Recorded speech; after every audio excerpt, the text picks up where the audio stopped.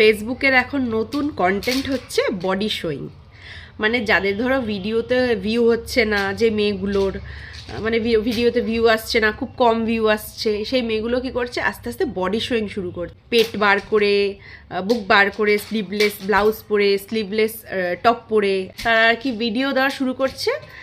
তখন তাদের ভিউজ আমি রিসেন্ট একটা মেয়ের প্রোফাইল কিছুদিন আগে দেখছিলাম, মানে সে ভালোই প্রথম মেকআপের ভিডিও করছে, ব্লগ বানাচ্ছে, যাই হোক ভিডিওগুলো বানাচ্ছিল, কোনো ভিউ আসছিল না, সেরকম ভিউ আসছিল না, নর্মাল যেমন আসার একজন ক্রিয়েটারের প্রথম যেরকম আসা সেরকমই আসছিল।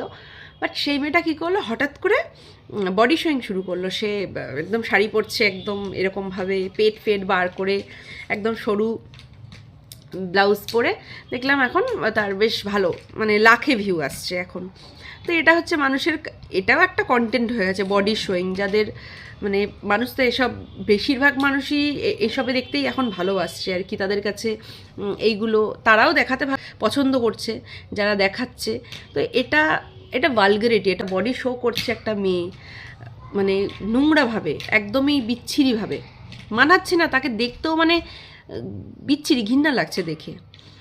তো এইটা বডি শোয়িংটা কখনো কন্টেন্ট হতে পারে না। যাদের ভালো লাগে তারা দেখে, মানে লাখে ভিউ আসছে যখন, যাদের ভালো লাগছে সেরকম মানুষেরই ভালো লাগছে বলেই দেখছে।